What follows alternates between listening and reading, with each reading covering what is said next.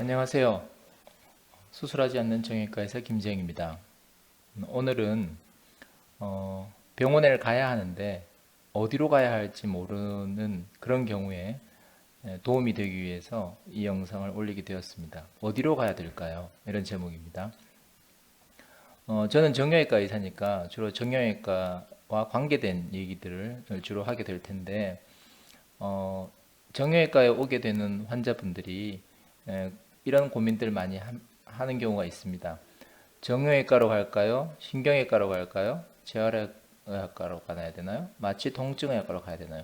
사실 이 정형외과, 신경외과, 재활의학과, 마취통증의학과가 그 통증이라는 주제로 굉장히 진료 영역이 겹쳐 있는 경우가 굉장히 많습니다.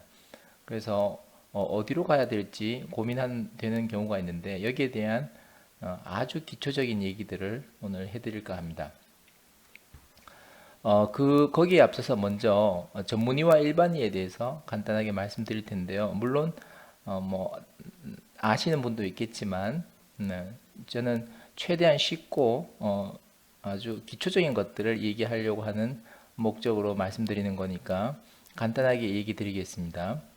우리가 나는 의사다라고 할 때 의사는 원래는 이제 의과대학을 졸업하면서 의사 자격시험을 치게 됩니다. 그래서 자격증을 따면 이제 의사가 되는 것이죠. 의사 자격을 가지게 되는 것이죠. 그것을 이제 일반의라고 합니다. 그러니까 이제 의과대학을 졸업해서 의사가 되면 모두 다 일반의가 되는 것이죠. 보통 예전에 제가 할 때는 이제 의예과라고 해서 의학과를 하기 전에 2년 동안 의예과를 하고 그 다음에 4년 동안 의과대학 4년을 졸업하면 이제 의사 시험을 치게 되었는데 그 후로 이제 의과 전문대학원이라고 해서 4년제를 졸업한 대학 4년을 졸업하고 나서 의학 전문대학원 또 4년을 해서 8년 이제 제가 되었죠. 근데 이제 그 제도의 어떤 문제점 때문에 다시 의예과 2년 또 의학과 4년 6년제로 다시 지금 거의 다 돌아오는 추세라고 알고 있습니다. 뭐 어찌 되었든지 간에 의과대학을 졸업하면서 의사 자격시험을 쳐서 의사가 된다. 그렇게 생각할 수 있겠죠. 근데 그 뒤로 이제 병원에서 수련하는 발령 과정이 인턴이라는 수련 과정이 있고요. 그 다음에 레지던트라는 수련 과정이 있습니다. 인턴, 레지던트 이렇게 하는데 보통 인턴은 1년을 하게 되고 레지던트는 뭐 3년을 하는 데도 있고 4년을 하는 데도 있습니다. 병원마다 다른 게 아니고요. 예를 들면 요즘에는 내과가 3년을 하고 있죠. 또 가정의학과가 3년을 한다든지 또 대부분의 과는 그런데 이제 4년을 하게 됩니다. 어쨌든 1년 더하기 3년에서 4년 정도를 하게 되면 그러면 이제 전문의 자격시험을 또 치게 되는 거죠. 그래서 거기에 합격을 하면 전문의가 되는 겁니다. 그러니까 그냥 의사다 할 때는 누구나 다 의사지만 거기에서 내가 무슨 과 의사다 라고 말할 때는 전문의 자격증을 가지고 있다 라는 것을 의미를 하는 것이죠. 그러니까 정형외과 의사면 당연히 의사이죠. 의사인데 의사로서 어떤 한 분야, 즉 정형외과에 대해서 더 특별하게 교육을 받고 또 수련을 한 그런 의사를 우리가 전문의라고 하죠. 여기서 한 가지 짚고 넘어갈 문제는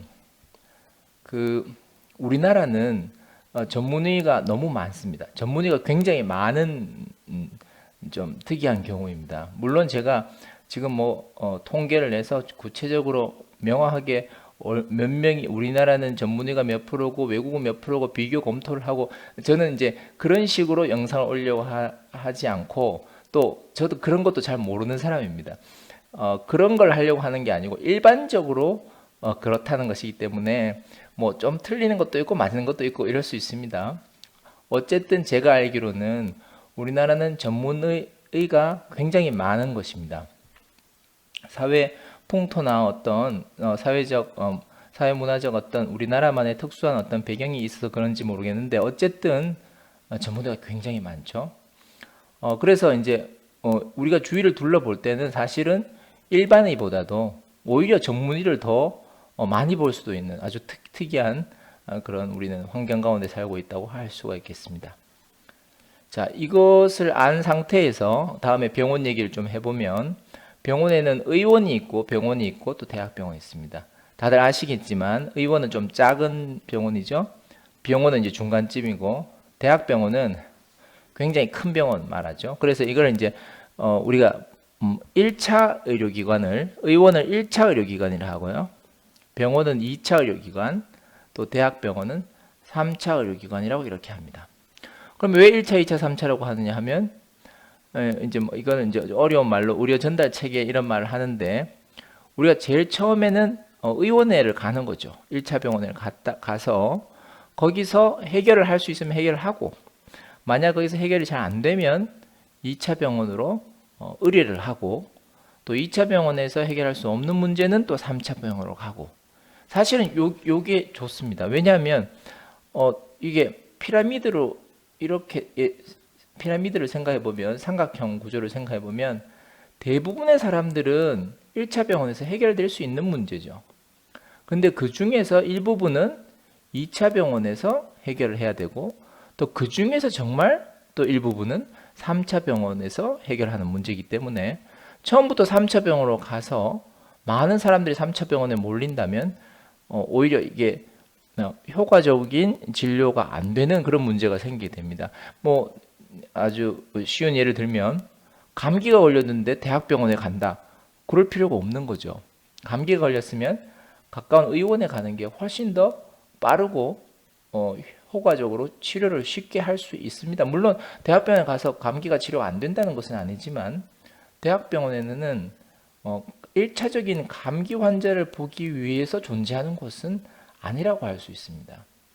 그러니까 일단은 의원으로 가는 게 맞죠. 의원으로 가고 그 다음에 이제 좀 더 규모가 큰 이제 병원이 또 의원에서 또 해결 안 되는 환자들을 위해서 또 존재하는 건데 우리 아까 제가 말씀드린 그 부분 우리나라는 전문의가 많다 하는 그런 문제가 여기에 어떤 문제를 좀 공유하고 있습니다. 그건 무슨 말인가 하면 보통 의원에 가면 1차적인 진료 의료를 하기 때문에 사실은 꼭 전문의가 아니라도 되는 거죠. 간단한 감기 환자는 그냥 의사면 누구나 볼 수 있습니다, 사실은. 그런데 우리나라는 어떤가요? 소아들은 소아과가 많이 보고 또 감기라면 또 이비인후과 선생님들이 많이 보고 계시죠? 이비인후과 소아과에서 본다. 물론 그게 나쁘다는 건 아닙니다. 이비인후과 소아과 보죠. 그런데 감기는 어떤 의사라도 볼 수 있어야만 하고 또 볼 수 있습니다. 그런데 우리나라는 아주 특이한 또 상황이라고 말씀드렸잖아요. 특이하기 때문에 감기가 걸리면 정형외과에 가지 않습니다. 일반적으로 그렇다는 거죠. 일반적으로 정형외과 가지 않고 감기가 걸리면 감기는 이비인후과 전문의를 찾아가는 거죠. 사실은 그렇지 않고 감기가 걸리면 의사를 찾아가면 되는 거죠. 어떤 의사든지 정형외과 전문의이기 전에 의사이기 때문에 감기는 의사가 치료할 수 있습니다. 하지만 우리나라는 전문의가 너무나 많다 보니까 그러니까 1차 의원에서 전문의들이 의원을 다 물론 전문의가 아닌 분들도 많이 있고 또 진료를 하고 있기 때문에 제가 이렇게 말하는 것이 신뢰가 될 수 있을지 모르겠지만 우리 주위에 너무나 많은 그러니까 전문의가 운영하는 의원이 많이 있으니까 의원으로 갈 때 전문의에게 진료받는 것이 너무 당연하게 되었다는 것이죠. 제가 얼핏 듣기로 어떤 얘기를 들었는가 하면 캐나다에 계신 제 지인이 저한테 연락이 오셨는데 목이 아프고 이게 팔이 저려가지고 굉장히 심한 통증에 시달리고 있는데 어떻게 했으면 좋겠느냐. 여기서는 내가 병원을 가면 1차 진료를 담당하고 있는 나의 주치의가 있는데 가정의학과 선생님이라는 거죠. 근데 그 사람에게 그 선생님에게 진료를 한 달간 받고 만약 한 달간 받았는데 문제가 해결되지 않는다면 그때 정형외과 의사에게 의뢰를 하고 그래야 나는 정형외과 의사를 볼 수 있다는 거죠. 제가 정형외과 의사니까 저한테 이제 연락이 온 거죠. 많이 고통스러우니까. 제가 증상을 들어봤을 때는 굉장히 심한 상태였기 때문에 주사 치료를 한다든지 뭔가 적극적인 전문적인 그 어떤 치료를 해야 되는 상황이었는데 거기 캐나다에서는 어떤 치료를 받고 있었냐 하면 그냥 일반적인 물리치료, 단순한 물리치료하고 이제 그 약 하나를 처방해 주더라는 거죠. 그러니까 그 약 하나과 단순한 물리치료로 해결이 되면 좋겠지만 해결이 전혀 되지 않음에도 불구하고 굉장히 오랫동안 고생을 해야 되니까 굉장히 절망스러워서 저에게 연락이 왔었던 것이죠. 자, 이 예를 드는 것은 원칙적으로는 그게 맞는데 1차 의료는 일반의가 보든지 가정의학과 선생님이 보시든지 해서 그 다음에 거기서 해결될 수 있는 문제는 해결을 하고 그 다음에 거기서 해결되지 않는 문제에 대해서 전문의가 보도록 하는 것이 맞는데 우리나라는 전혀 다르다는 것이죠. 처음부터 전문의가 보게 되고 전문의가 워낙 많다 보니까 그 영역조차도 굉장히 겹치는 부분이 많아서 상당히 조금 혼란스러운 사실은 상황에 있습니다. 예를 들자면 이렇게 된다면 어떨까요? 모든 사람이 처음에 갈 때는 병원이 정해져 있고 의사가 정해져 있다면, 나의 주치가 정해져 있다면 그러면 나는 고민할 필요가 없는 거죠. 그냥 그 병원에 그 의사한테 일단 가는 거죠. 가서 내 증상을 얘기하고 진찰을 받은 다음에 당신은 정형외과로 가는 게 좋겠습니다 하면 의뢰서를 써주면 정형외과를 본다. 그런데 우리나라에서 만약 그렇게 한다면 너무 불편하다고 생각될 거예요. 왜? 한 번 가고 다음에 또 가야 되니까, 두 번 가야 되니까. 그래서 저는 이런 것이 우리나라 사람, 저도 그런 축에 속합니다만 굉장히 성격이 급하고 빨리 즉각적으로 되기를 원하는 이런 것과 관련이 있지 않을까 싶습니다. 그런 것들을 받아들이기가 어려운 아마 그런 것이라고 생각하고 어쩌면 굉장히 편하게 발달해 와서 정말 좋은 시스템을 구축한 것인지도 모르겠습니다. 하지만 그 나름대로의 장점과 단점은 있다고 지금 생각이 됩니다. 자, 이 얘기가 조금 구질구질하게 길어졌는데요. 네. 자, 그러면 이제 어떤 문제가 생겼을 때 내가 어느 과로 갈 것인가, 어느 병원으로 갈 것인가에 대해서 간단하게 말씀드려 보겠습니다. 일반적인 구분에 대해서는 다들 알고 계실 거라고 생각합니다. 예를 든다면 눈이 안 좋으면 안과로 가죠. 누구나 다 알 수가 있잖아요. 예. 예를 들어 피부에 뭐가 문제가 생겼다? 그럼 피부과로 가는 거죠. 이건 굉장히 쉬운 문제잖아요. 속이 쓰리다? 그럼 내과로 가겠죠. 그런 건 굉장히 쉽습니다. 저는 이제 정형외과에 관계된 거니까 그건 좀 이따 다 얘기하고요. 그런데 여기서 조금 또 말씀드려야 되는 게 사회가 워낙 복잡해지고 다양해지고 있다 보니까 우리 의사들의 진료도 내용이 그렇게 변해가고 있습니다. 예전에는 예를 들면 정형외과 의사가 정형외과만 했었습니다. 정형외과만 하면 되죠, 사실은. 그런데 진료를 하다가 살아가다 보면 정형외과 아닌 다른 과를 하게 될 수가 있는 거죠. 예를 든다면 저는 개인적으로 다이어트에 관심이 있다. 그럼 난 다이어트 공부를 해서 다이어트 클리닉을 한다. 이것이 불법인가? 그렇지는 않다는 거죠. 그럴 수가 있는 거. 왜냐하면 정형외과 전문의로서 그걸 하는 게 아니고 의사로서 하는 것이기 때문에 얼마든지 가능하다는 거죠.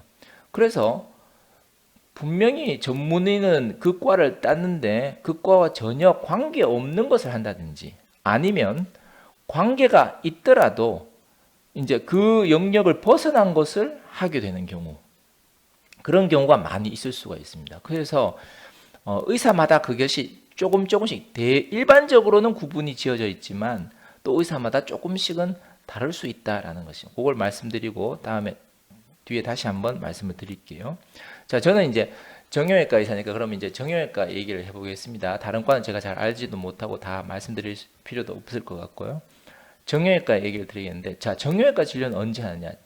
정형외과는 다들 뭐 잘 아시겠지만 간단하게 말씀드리면 팔과 다리에 문제죠. 팔과 다리의 문제다. 이렇게 생각하시면 됩니다. 자, 머리는 신경외과 이렇게 생각할 수 있죠. 수술하면 신경외과, 수술 안 하면 신경과 그런 거죠. 내과와 외과 이건 아시죠? 내과. 옛날에는 어떻겠습니까? 옛날에는 의학이라는 게 한 사람 하나밖에 없었겠죠. 뭐 히포크라테스 이때는. 그런데 이제 그게 점점점 발전하면서 분화해가는 과정이 있었겠죠.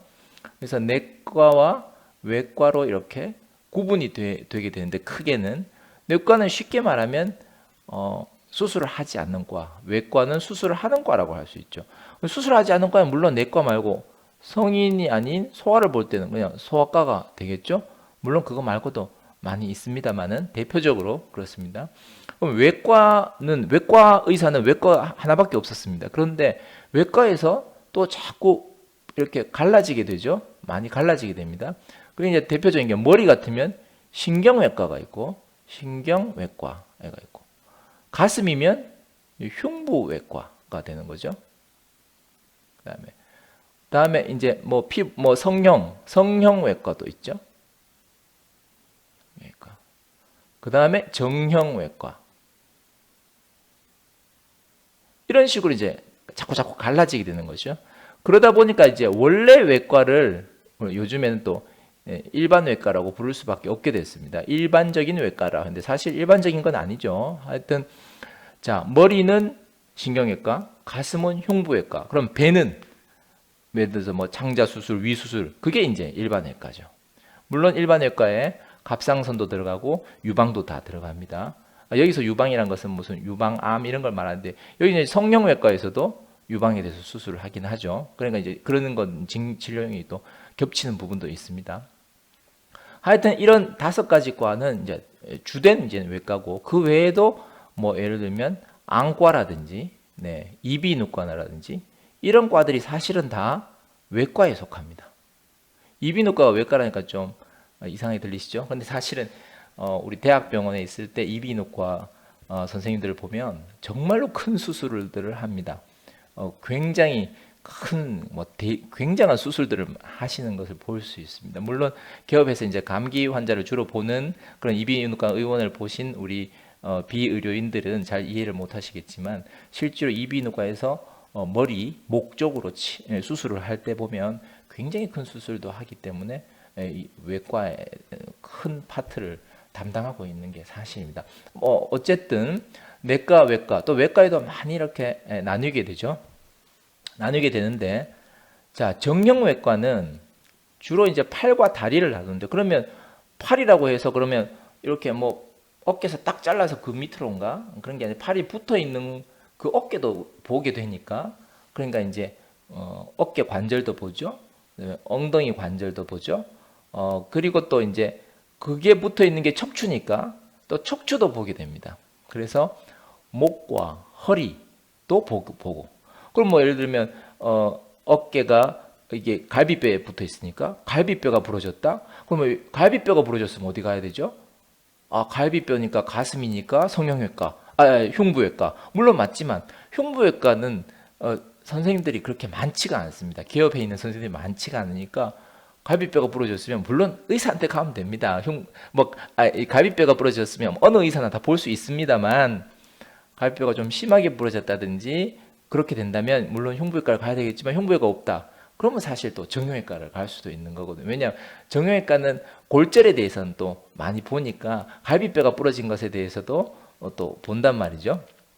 자, 그래서 정형외과는 팔, 다리만을 보는 게 아니고 목과 허리도 함께 보게 되는 거죠.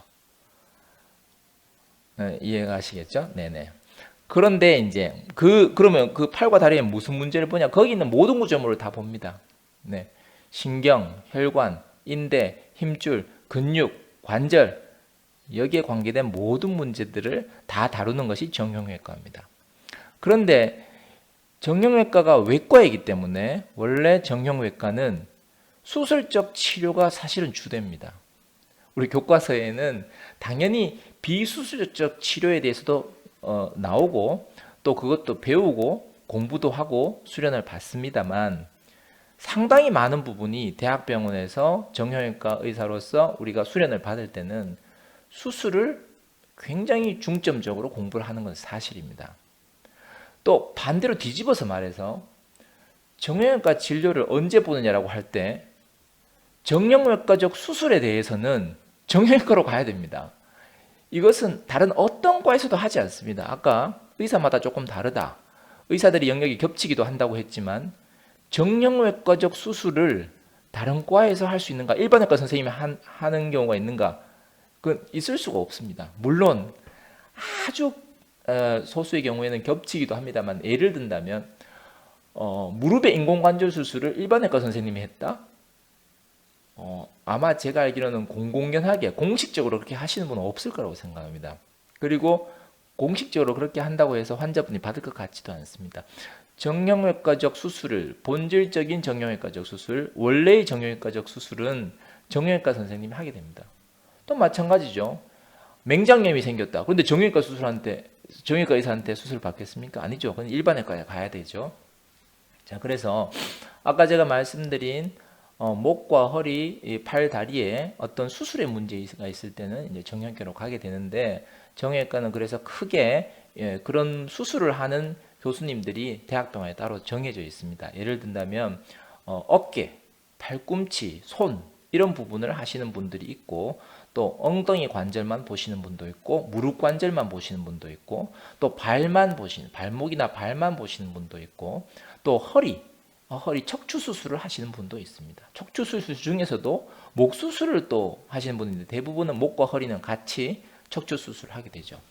자, 여기서 조금 애매한 게 생기는 것은 척추 수술의 경우에는 그게 신경외과에서도 수술을 합니다. 그러니까 척추 수술은 신경외과와 정형외과가 공유하고 있는 부분이죠. 이런 부분이 많이 있습니다. 예를 들어서 이 턱의 이 수술, 턱에 대한 수술에 있어서는 치과, 구강악안면외과라고 하는데 치과에서도 하고 성형외과도 하죠. 이렇게 겹치는 부분이 있습니다. 그런 거 좀 미묘하고 어려운 문제이긴 한데 어쨌든 지금 저는 정형외과를 말씀드리니까 정형외과에서는 그런 부분을 수술을 하는 곳입니다.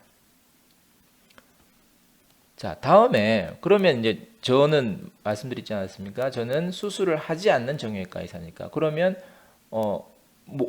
정형외과 수술 안 하면 뭐를 하느냐? 이제 수술하지 않고 하는 정형외과적 치료를 저는 담당하고 있는 그런 사람이고 우리가 정형외과 의원 중에서는 그러니까 우리가 흔히 보는 이 작은 병원 개인 의원 중에서 정형외과 중에서는 수술을 하지 않는 그런 병원들이 많이 있습니다. 그런 곳에는 언제 가느냐?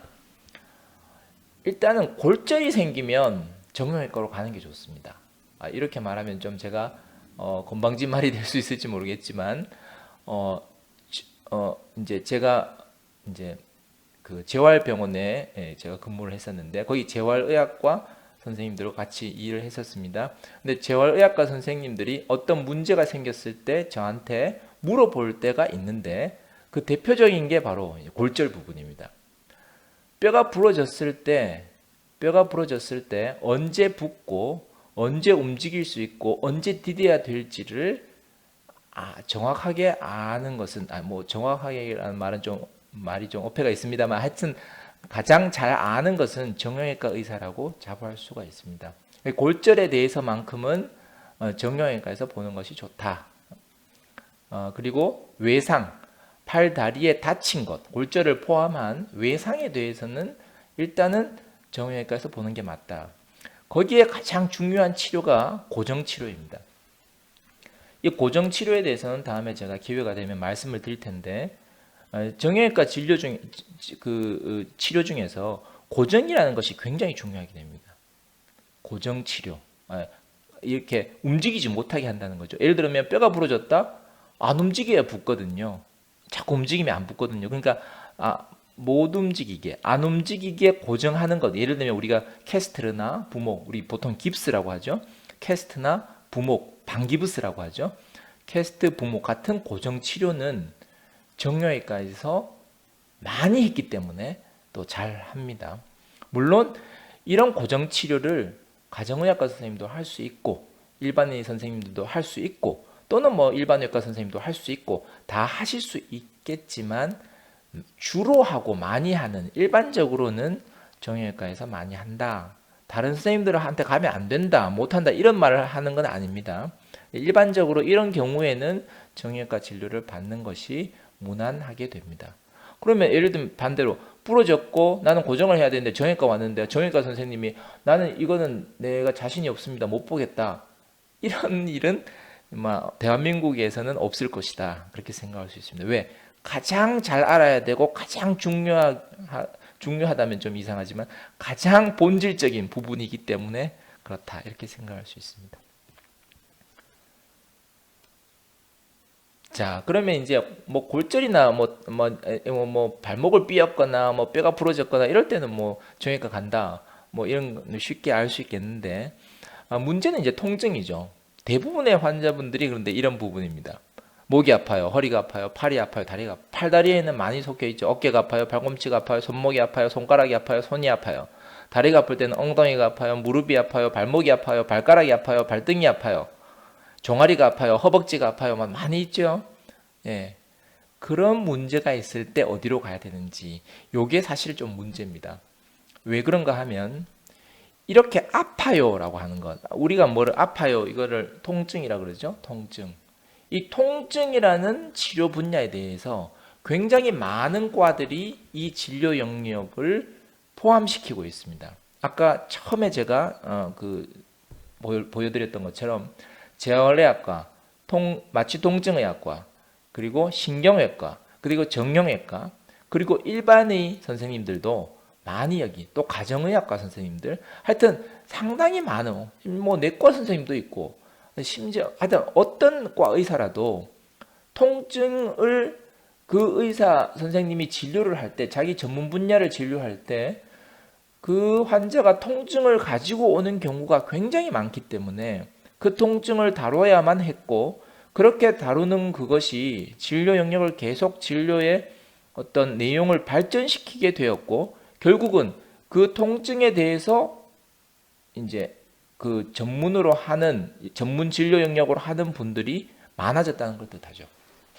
어쨌든 통증이라는 이 통증의학이라는 것, 통증에 관해서 연구하고 진료하는 이 부분이 굉장히 많은 의사들이 담당하고 있다. 그래서 여기 가니까 여기서 통증하고 저기서 통증하고, 뭐 쉽게 말하면 이런 것이죠. 자, 이때 이제 어디로 가야 될 것인가? 이제 어려운 문제입니다. 저도 대답하기는 어렵습니다. 근데 이제 가까운 곳으로 가면 어떨까? 제일 쉬운 대답이죠. 근데 저는 그렇게 생각하는데, 어차피 치료를 한 번 받고 끝날 건 아니니까 여러 번 받으려면 내가 뭐 가끔 저는 이제 지방 소도시에 있는데 어디 멀리서 이렇게 오시는 분들이 가끔 있거든요. 그러면 굉장히 부담스럽거든요. 그렇게 오기는 쉽지가 않고 그냥 가까운 데서 치료를 받으라고 제가 보내드립니다. 가능하면 가까운 데서, 왜냐하면 여러 번 치료받고 자주 치료받고 계속 그 의사와 관계를 하는 것이 필요하기 때문에 그렇습니다. 그래서 저는 1차적으로는 가까운 곳에 편리하게 이용할 수 있는 곳에서 치료를 받는 것을 1차적으로는 시도해야 되지 않을까, 그렇게 싶습니다.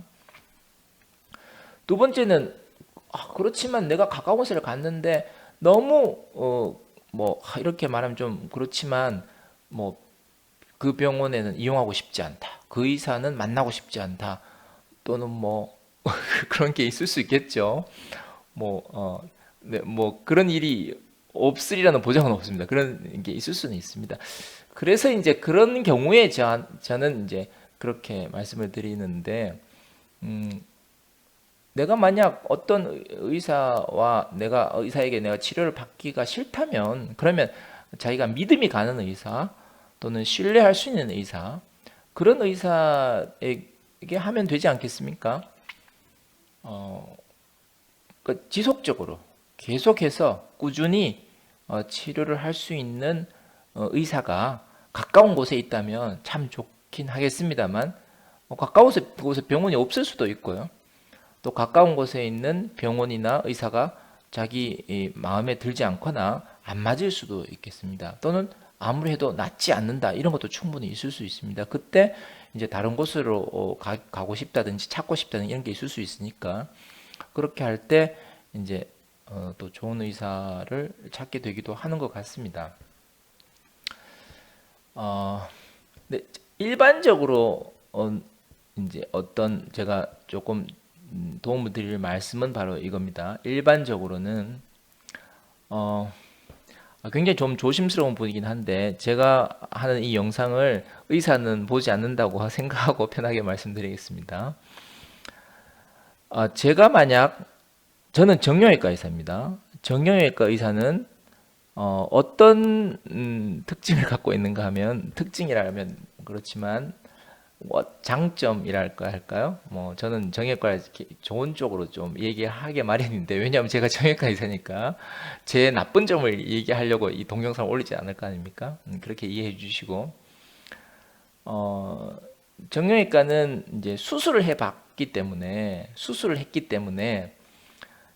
이 경우에 어떤 경우에 수술을 하고 언제 수술을 하는 게 좋고 수술은 어떻게 힘들며 수술의 합병증과 부작용은 어떤 게 있고 수술하고 나서 만족도는 어떻고 수술한 후에는 어떤 코스로 간다 어떻게 된다라는 것을 그러니까 수술에 관계된 것을 환히 알고 있는 사람들이 정형외과입니다.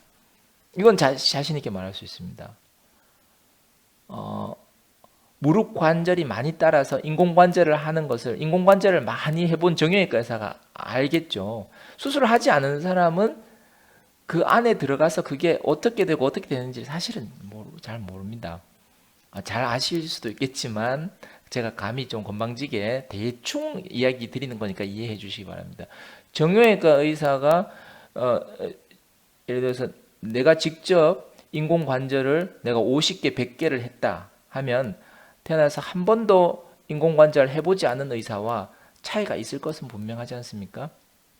그래서 정형외과 의사는 정형외과적 수술에 대해서 잘 알고 있다 이렇게 생각하시면 됩니다.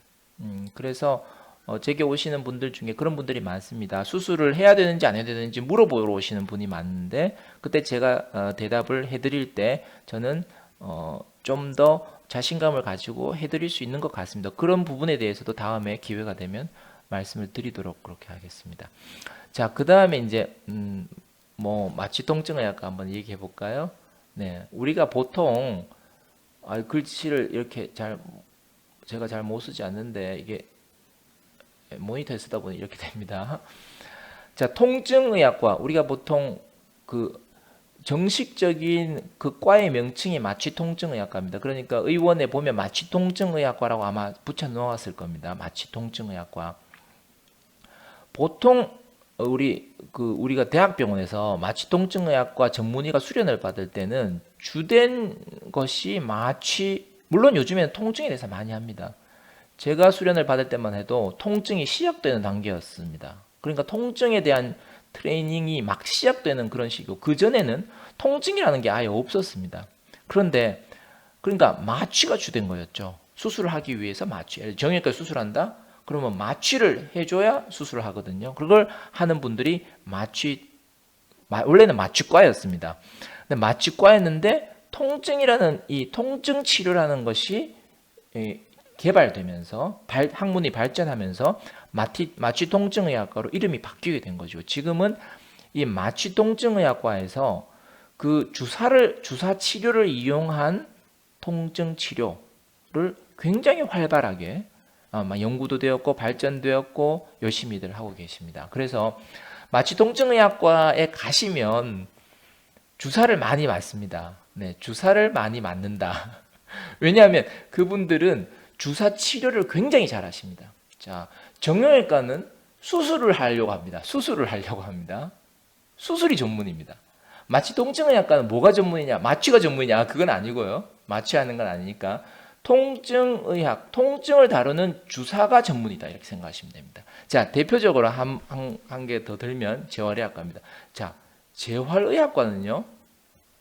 재활의학과는 원래 재활하는 분들이 심한 재활 같은 경우에는 뭐 재활도 여러 영역이 있습니다. 뭐 소화재활도 있고 중풍재활도 있고 척수재활도 여러 가지가 있는데 재활의학과는 재활치료라는 게 그러니까 아주 광범위합니다만 우리가 쉽게 생각하면 물리치료라고 생각하시면 됩니다. 예를 들면 중풍을 앓고 나서 중풍 환자에 대한 약물 치료도 다 재활의학과에서 합니다.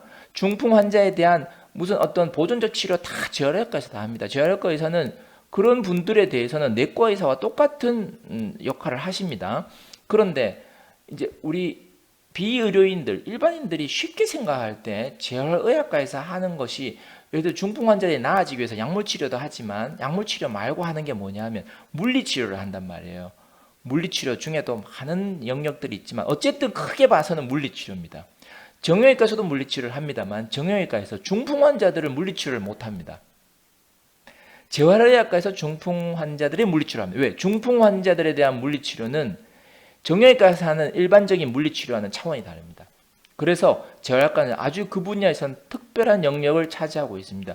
재활의학과에서 하고 있는 중풍 환자에 대한 물리치료 말고 또 다른 게 있는데 그게 뭐냐 하면 스포츠 재활의학 이런 게 있습니다. 그러면 스포츠 손상에 대한 재활의학과에서 재활치료를 한다 이런 게 있다는 거죠. 그러니까 정형외과에서도 스포츠 손상에 대한 물리치료를 하지만 재활의학과에서도 그 분야에 대해서 굉장히 심도 있고 깊은 연구를 통해서 체계적인 치료를 하고 있습니다. 재활의학과에서 하는 치료가 정형외과에서 하는 치료와 겹치긴 하지만 어쨌든 재활의학과는 그런 물리치료에 대해서 물리치료라는 학문에 대해서 굉장히 깊은 연구와 학문적 체계를 가지고 있는 것이 틀림없습니다. 자, 그래서 쉽게 생각해서 쉽게 말씀드려야 되니까 제가 이렇게 정리할게요. 정형외과는 수술을 전문이다. 마취통증학과는 주사치료가 전문이다. 재활의학과는 물리치료가 전문이다. 그렇게 말할 수 있습니다. 이렇게 말하면 의사 선생님들은 아유 너무 그렇게 말하면 안 된다라고 말씀하실지 모르겠지만 제가 지금까지 환자분들을 보면서 환자분들에게 환자분이라고 좀 이상하지만 일반인들에게 얘기할 때는 쉽게 말해도 알아듣기가 쉽지가 않기 때문에 조금 무리가 있더라도 제가 이렇게 일단 설명을 드리겠습니다. 물론 이걸 100%다 받아들이거나 믿거나 그것을 실행 옮기는 건 아닐 거니까 참고할 뿐이니까 제가 이렇게 말씀드릴게요. 자, 그러면 그러면 이제 허리가 아픈데 물리치료 받았는데 난 재활의학과에 가야 되나? 재활의학과 가셔도 됩니다. 그런데 마취통증의학과에서도 물리치료를 합니다. 그런데 그 마취통증의학과 가서 물리치료 하셔도 됩니다. 정형외과에서 물리치료 거기 가셔도 됩니다. 그런데 그 의사의 성향이나 속성이 일반적으로는 제가 지금 말씀드리는 일반적인 경향을 말씀드립니다. 그런데 이것도 의사마다 다르다는 거죠. 어떤 정형외과 의사는 주사를 좋아하는 정형외과 의사가 있어서 굉장히 뛰어나게 정형외과 의사가 주사를 놓습니다. 또 여기 제가 말씀 안 드렸지만 신경외과 의사 선생님 중에 굉장히 유명하신 분이 있습니다. 초음파를 보면서 주사를 놓으시는 분이 있다는 거죠. 마취통증 그런데 일반적으로는 어때요? 일반적으로는 아까 말씀드린 대로고 의사에 따라서 조금씩 다를 수는 있습니다. 하지만 일반적인 걸 알고 여러분들이 선택을 하고 생각에 무슨 어떤 결정을 할 때 의사결정을 할 때 판단을 내리는 게 맞지 않겠습니까? 일반적인 걸 모르고 하기에는 너무 막연하니까 제가 일반적인 거를 말씀드렸지만 모두 그런 건 아니다. 재활의학과 선생님들 중에서도 주사를 전문으로 놓으시는 분이 있고요. 정형외과 선생님들 중에서도 주사를 전문으로 놓는 부분이 있습니다. 마취통증의학과 중에서도 주사 치료보다는 또 다른 치료를 하시는 분은 있겠죠. 하지만 마취통증의학과 선생님이 통증 치료를 개설하시면서 나는 주사는 잘 못 나니까 주사를 안 놓을래요. 이런 분은 저는 없을 거라고 생각합니다. 그건 마치 정형외과 선생님이 나는 골절 환자는 잘 못 봐요. 라고 하는 사람이 없는 거나 마찬가지죠. 자, 장황하게 얘기를 드렸는데 뭐가 좀 복잡해서 사실은 뭐 간단한 얘기를 간단하게만 드리려고 했는데 아마 조금 듣기에 좀 어려운 점이 있었을지 모르겠습니다. 혹시 궁금한 점이 있으시면 물어주시고 저는 그렇게 생각합니다.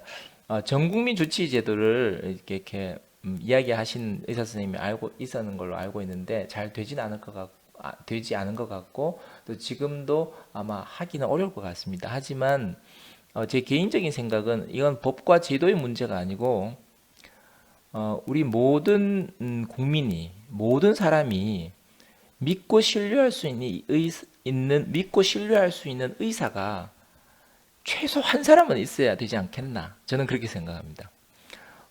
저는 뛰어난 의사는 아닙니다. 하지만 예를 들면 제 가까이 있는 사람이 제게 그 건강이나 아니면 어느 병원으로 가야 될까라고 물을 때는 적어도 내가 아주 뛰어난 의사거나 똑똑한 의사로서가 아니고 정말 의과대학을 4년을 졸업하고 의사 자격증을 딴 사람으로서 물론 뭐 수십 년이 지났지만 그 자격증이 빛이 발했다 하더라도 적어도 지금 저는 그래도 의사니까 기본적인 의사로서의 어떤 의료는 알고 있다는 거죠. 그러니까 이런 경우에는 병원을 가는 게 낫겠다. 아니면 대학병원을 가야 되겠다.